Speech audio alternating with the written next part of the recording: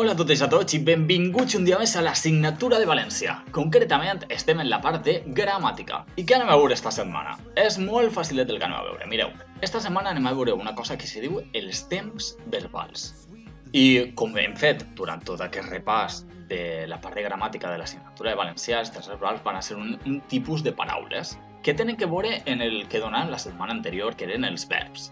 Però abans de començar, anem a fer un xicotet repàs a tot el que ja hem vist sobre els tipus de paraules que hi ha.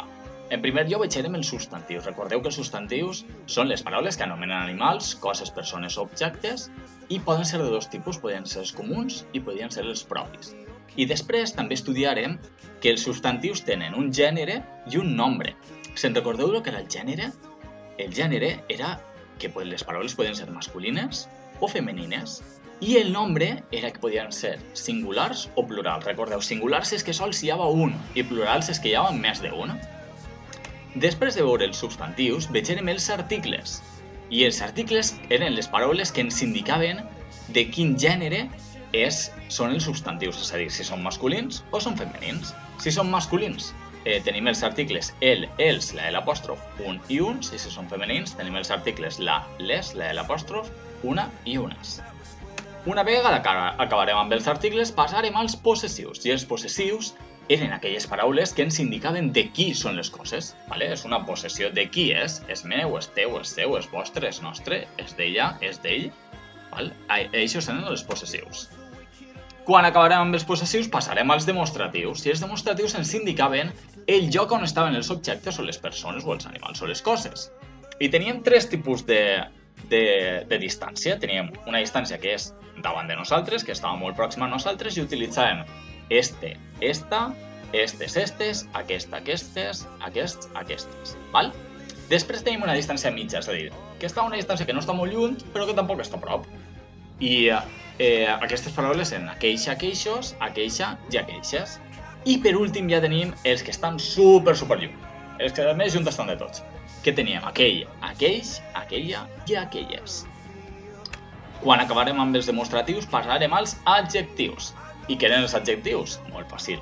Els adjectius eren les paraules que descriuen, és a dir, ens diuen com són les persones, els animals, les coses. Per exemple, este bolígraf, com és? És un bolígraf blanc, que té una ratlleta, una coseta de color platejat, val? Això seria, tant blanc com platejat serien adjectius. És xicotet, i si és xicotet també seria un adjectiu, val? Després dels adjectius parlarem dels pronoms personals. I què eren els pronoms personals? Eren les paraules que fan referència a les persones i les substitueixen als substantius propis. Per exemple, en l'oració, Víctor va a comprar, i si Víctor, per quin d'aquestes paraules poden substituir-lo? Per jo vaig a comprar, o tu vas a comprar, o ell va a comprar. Val? És a dir, agafàvem una paraula d'estes i substituïem un substantiu propi. Molt bé, vinga, que ja estem a punt d'arribar als temps verbals.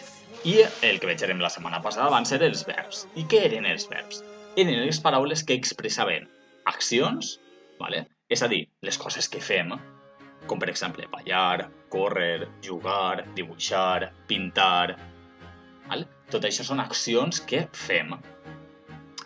I el que anem a veure avui està molt relacionat amb els temps verbals, amb els verbs. Mireu, no sé si sabíeu, però els verbs tenen uns temps. És a dir, hi ha verbs que estan en present, verbs que estan en passat i, per últim, verbs que estan en futur. A veure, els que estan en present, quins són aquests verbs que estan en present? Són els verbs que indiquen accions que estem fent ara en aquest moment. Per exemple, jo que estic fent ara, estic explicant-vos a vosaltres en la feina d'esta setmana.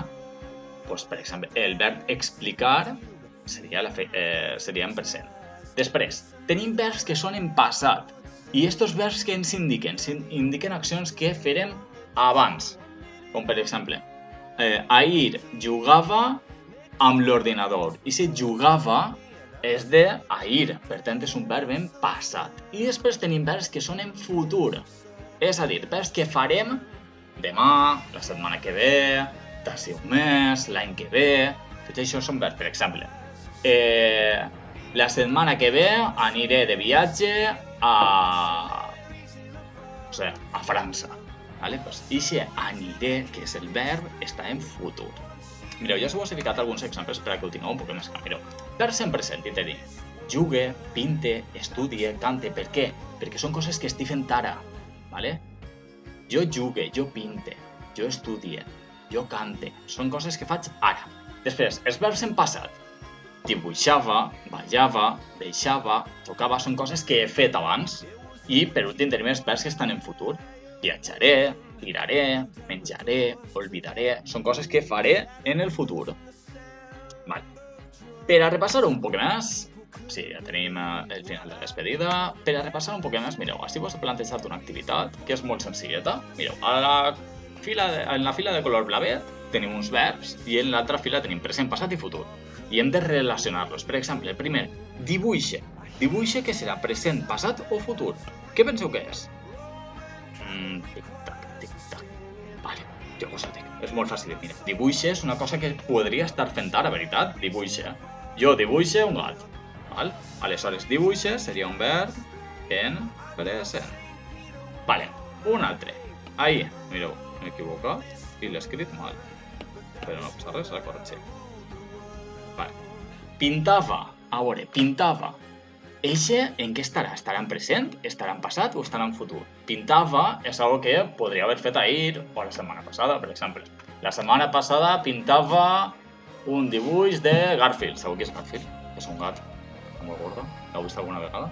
Bueno, aleshores, eixe pintava seria en passat. Després tinc allí que fica caminaré. Caminaré. En quin temps verbal estarà? Estarà en present, estarà en passat o estarà en futur? És algo que jo demà caminaré. Per tant, si ho faré demà, serà en futur. En futur. I ahí et tindríem relacionat. Després, per exemple, córrec. Què seria córrec? Seria present, seria passat o seria futur? Córrec és de ahir córrec, no. Jo córrec, per tant, si és jo córrec, serà ara, veritat? Aleshores, i si córrec, estaria en present. Tenia què serà? Què serà tenia? Jo tenia un gat. Això és present, és passat o és futur? Bueno, seria passat, perquè estic parlant d'algo que tenia abans, no que si fora ara diria jo tinc un gat. Això vol dir que ara tinc un gat. Però no, es tenia, per tant és passat. Un altre que baix de tenia tenim cantava. Cantava, què serà cantava? Passat també, vale? Jo cantava el dissabte una cançó. Vale? Cantava el dissabte passat una cançó. I per últim tinc un altre que fica estudiaré. Què serà estudiaré? Bueno, si mireu les fletxetes, se fixeu que sols ne tenim una en la rotxeta. Entonces, per lògica, mos en falta una altra a la rotxeta. Però sí, estudiaré és futur. Futur. Ja ho tindríem, val? Ja hem vist els temps verbals. Ara aneu a repassar-los amb les activitats que vos he preparat amb les fitxes i a veure si vos puc penjar algun Kahoot en les activitats extra per a poder repassar els temps verbals. Bé, espereu que us hagi agradat el vídeo. Ens veiem en el pròxim. Adeu!